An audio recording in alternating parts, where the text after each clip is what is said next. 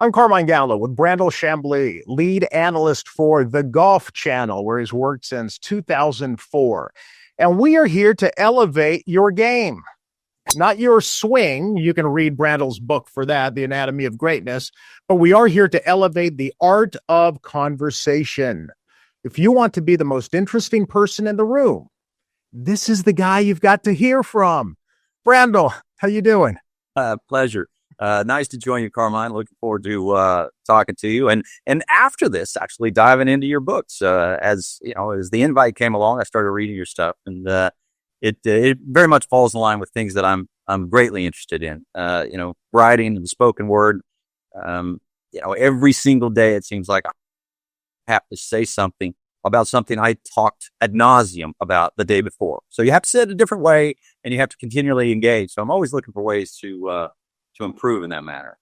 Well, I think that's going to get to one of the reasons why you are so good at what you do as a sports commentator. You bring a variety of input from different fields to your analysis: math, statistics, science, physics, art, and literature. We're going to break down your process. But first, I'd like to know, where did you find your passion for the spoken and the written word? All the time while I played the tour, my favorite pastimes in the evening, because the hardest part about playing the tour is not being on the golf course. It's what you do when the sun goes down till the sun goes up. Lots of lonely hours. So my company, my favorite company, were writers, golf writers mostly. And I'd sit around and I'd enjoy their turns of phrases and the way they looked at the game. And I looked for them for, sort of insights, but I just greatly enjoyed, sharing a couple of drinks and learning about how they write on deadline, those kinds of things. That's fascinating. I just spoke to a legendary Navy admiral named James Stavridis. He reads like 100 books a year. Great leaders read far more than others. And I think good commentators, whether they're in sports or other areas of television, or good public speakers, I have found they read more books than average, far more books than average. Do you find that, just maybe anecdotally? I do, for sure. I'm a lover of books. I actually have, the books with me. I pack a bag of books every time I go on the road, and I'll, read, 20, 30 pages here on one book, and then put it down and start reading 20, 30 pages in another book. And I'm, always cycling through books as I go along, but it's not always just books. It's speeches, it's essays. Anymore you can go to YouTube, which is like the Library of Congress of every great thought. Mm-hmm. And you can see, debates from, and scorching intellects, or you can, hear people expounding on Nietzsche, and you absorb all that, and, the phrases, and, you can find Winston Churchill speeches, and, and, the cadence and the delivery and the word choices and the different ways that they go about making a point. And, I try to use my time wisely when I'm not working, and read those books and try to absorb those thoughts. And it helps me frame my arguments and debates, and, can talk and write in different ways, and hopefully better ways. Well, let's explore this transition that you made from professional athlete to sports analyst. And now you have an exceptional career as a widely admired commentator, sports commentator, and that's rarefied air as well. But here's the way I look at sports commentary from a communication perspective. I think there's 3 levels. The first level is functional. They're the play-by-play announcers. They're the ones who break it down, the X's and O's. They can tell you his approach shot on the second hole sets him up well for birdie. Okay, play-by-play. Then there's the second level. They are the ones who add color commentary, typically through the use of stories. They bring you inside the ropes, as they say in golf. They can share those stories of how a player's inner demons, how they conquered their inner demons to get to where they are. They become much more interesting. But then there is this rarefied group of individuals who go from functional to riveting. They're people who you want to listen to. If I walked into a dinner party at some restaurant after a golf tournament And, Brandel Chamblee is at a table. I'm going to go to Brandel's table. I got Jim Nance, Tony Romo, Collinsworth, Bob Costas, of course. But there's a handful that you really want to listen to because they add so much more. They turn any tournament into riveting theater. Brandel, take us through the process because I think these are lessons for any speaker, any leader in any field. What's the process? How do you go from functional to riveting? Well, you used a word there that, certainly resonated, authenticity. When I first started doing TV, I got out of golf and basically I played and did a little TV in 2003, but full-time 2004. And I remember in 2003, I was doing a show with Tirico and we went to commercial break and he got to see sort of a run of video, 90 seconds maybe. Commercial break was 2 minutes, 90 seconds. So he would have had 15 seconds on the front end, 15 seconds on the back end to watch that video and think about what he was going to say to sort of close out the broadcast. When we came on, he just nailed every scene perfectly as if he'd had a month to write to it. Wow. Afterwards, I said, that was just magnificent. And he said, well, I've been doing this a long time. And I said, okay, I've been playing golf a long time too. I don't shoot 62 every day. And he was humble because he's a very, he's such a wonderful person to be around. But he said, look, it'll take about 10 years for you to hit your stride in this, which at the time I was like, wow, really? And he's like, yes, it will. And I remember at some point, a couple of years into it, where I thought, look, here's all you can do. You can prepare. You have to prepare it because it takes a long time to have something to say. I mean, there's a difference between talking because you have to say something and talking because you have something to say. So you have to prepare. And then you have to condense it all down into, sort of easily digestible, little quips or runs or sentences or thoughts and then you have to have fun with it. And then you have to say it in a way that is memorable or fun or entertaining or humorous so it took a little while to find my way to that process and then to not worry or care what people think, just to get up and let it go, so to speak. And I say this to anybody who asks me about trying to be a communicator. I said, you have to read as broadly as possible. Yeah. Because if you just read the subject matter that's relevant to your game, to your particular sport or area, you will sound like everybody else. Try to come up, different analogies, different word choices. It could be, it could be philosophical. It could be more historical. It could be a Shakespearean idea or quote. I've often said to Tiger that when we try to make comparisons about Tiger, that there are no precedents for Tiger, just as there were no precedents for Shakespeare. You could give everybody the same educational experience of Shakespeare. They're not going to write Hamlet. And you can give every single golfer the same training as Tiger Woods, and they're not going to do the things that Tiger Woods did. And so, so you go back and you try to figure out how can I categorize these players in a fresh way. And it's a never ending labor of love. I hope people realize that what you've just given us is a phenomenal public speaking course, because public speaking and communication is hard. I often say that great speakers are not born, they're made. And they're made through applying themselves and watching other great speakers, reading great writing, applying different ideas from different fields, a range of fields to their public speaking and to their content. What you just said reminds me of something that I've often written about. A great philosopher by the name of Aristotle, 2,000 years ago, gave us the formula for public speaking that we use today, which is ethos, logos, and pathos. All great speakers have to have all three if you want to engage your audience. Ethos being credibility. So you have that 15 years on the tour, check. Golf Channel, check. You have the credibility. Then there's the logos, which is the making the logical appeal to reason. And I think that's where you can break down statistics like no one else can.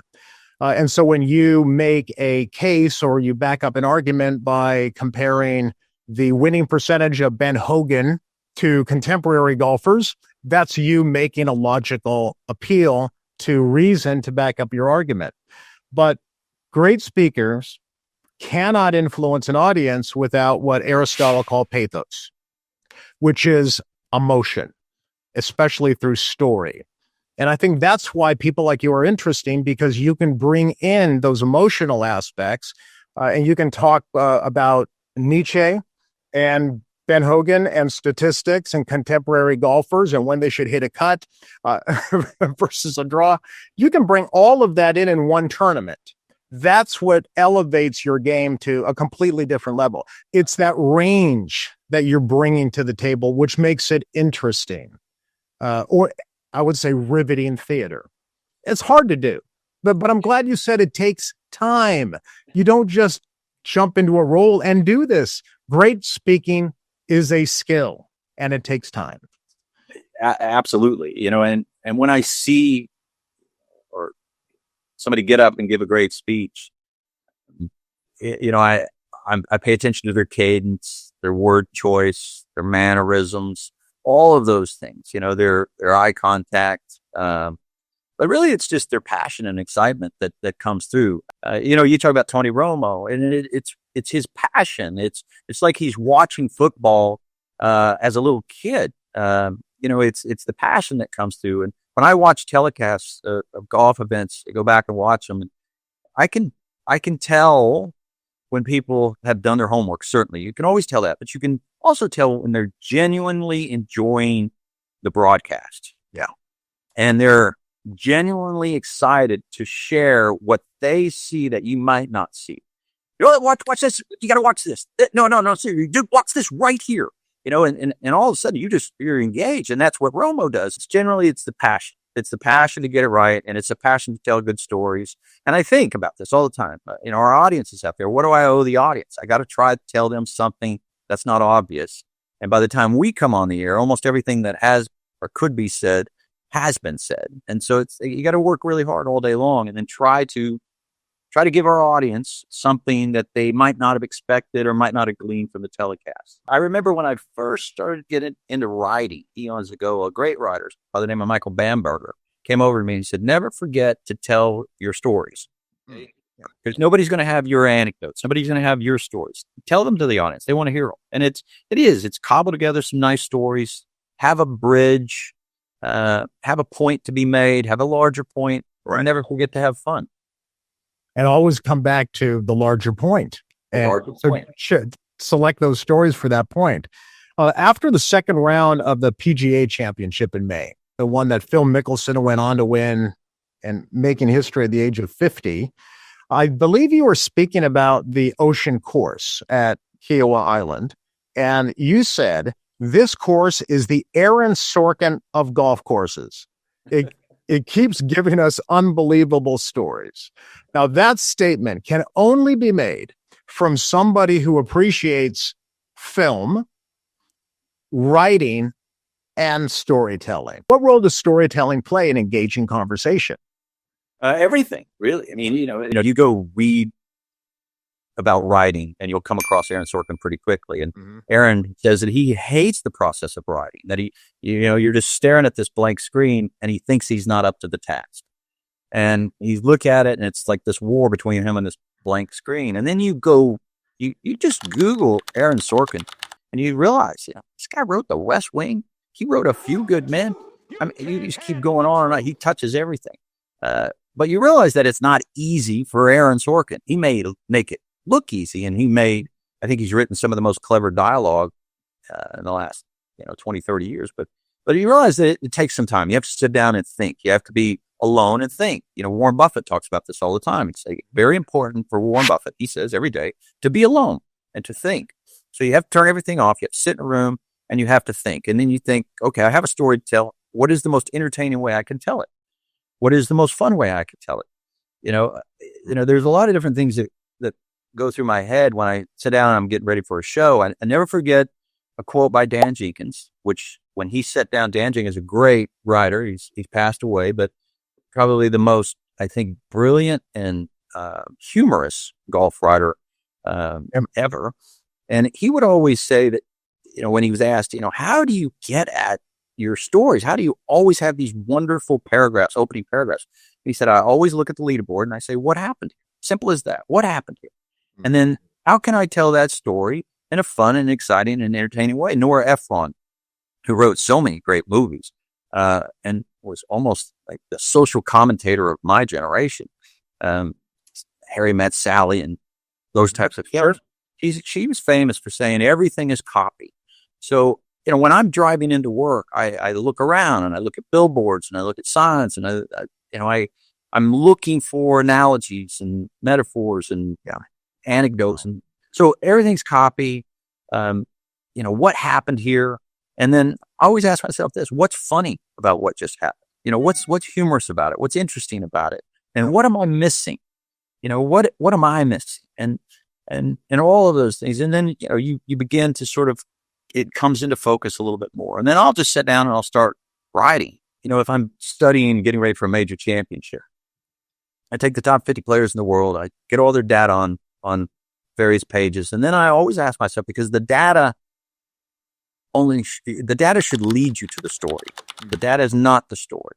The data should lead you to a story. Mm-hmm. So the data is like, what happened? What did they do? And the story is why they did it. So I will get the data and then I'll sit down and I'll put it out and I'm like, okay, now why? Why does this person win? Why does that person lose? Why is this guy great at that? Why is he not great at that? And then I'll try to write, some, 5 different paragraphs on each of those points. And then I'll say, okay, what are the biggest questions about this player? And then I'll try to write 5 different answers to those questions. And then I'll think, okay, what are the criticisms of those questions? Or those are my answers. What could somebody say that contradicts that?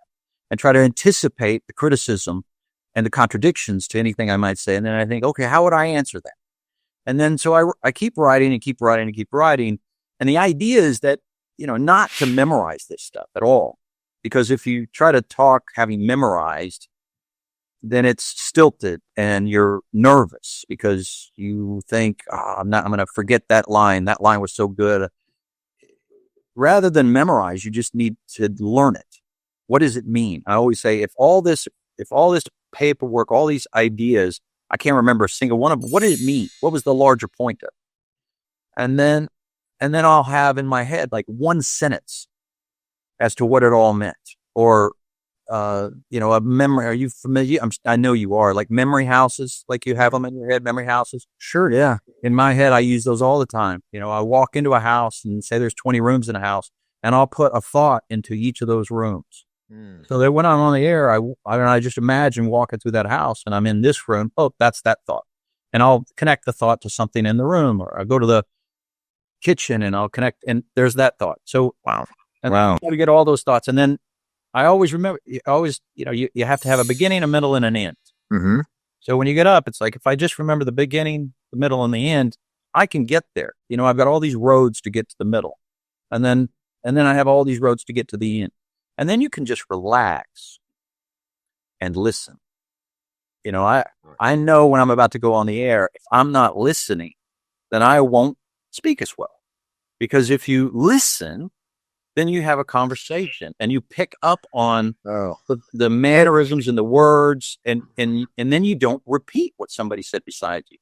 That reminds me of, I interviewed Neil deGrasse Tyson, and he did something very similar. He said, Carmine, I walk into interviews with a quiver of stories, anecdotes, metaphors, and I'm waiting. He calls it the rhetorical tool belt. And I'm listening and I'm waiting for just the right time to pull out that analogy. He's terrific. And I love listening to him. I mean, we're lucky now that we can go online and all of us can take this in and digest it in our own time and play it back and forth and back and forth. It used to just come on our screens once and it was gone. Now then you can go back and learn from these people. You had a great theory about why some of the best coaches who coach elite golfers, why they did not necessarily make it on the PGA Tour, or those who didn't really reach a very high level. But here's what you said. due to their struggle, they communicate more effectively. Oh, I picked that out. That's insightful. Can you break that down for us? Yeah, absolutely. You know, I think, and this is true of football coaches for the most part. It's true of soccer coaches. It's true of a fair number of commentators, even. You know, those that that the game comes easy to, whatever game it is. Mm-hmm. They haven't spent necessarily, and this is a bit of a generalization, but generally speaking, they haven't spent as much time thinking about everything it takes to do the wonderful things that they're doing. Those that are blessed with supreme athletic ability, they have reduced the game to its simplest form, and they really do not make the game more difficult. They'll say, well, I saw the ball and I hit the ball. That helps you be a great athlete. It really does. Yeah. It doesn't necessarily help you be a great commentator or coach. Mm-hmm. To be a great coach, you need to have thought hard, long, and deep about the techniques needed and the coaching sort of strategies. But if you want to communicate what what needs to happen in transition from backswing to downswing and do it 100 different ways, it helps to have worked on 100 different things. And so while, you know, the higher echelon of sporting athleticism, maybe I didn't get there. Maybe I didn't win 20 times. But I thought about what the best did. And then I thought, well, how can you communicate that? And then one of the reasons I sat down to write Anatomy of Greatness was about the commonalities of the greatest players of all time. But you realize how hard it is to articulate the movements that players make when they're hitting these shots. And so to think about those things in advance certainly helps me. So, you know, being a great coach requires a lot of thought. Being a great athlete, it requires eliminating a lot of thought. So the two are sort of incompatible, I would argue. Well, you are endlessly fascinating. I look forward to much more riveting golf coverage in the years ahead. So, Brandel, thank you so much. You are a joy to watch. I really appreciate that, Carmine. Thank you so much for having me on. It's very nice to meet you, and I look forward to reading your insights as time goes on over the years. Absolutely. Thank you, Brandel.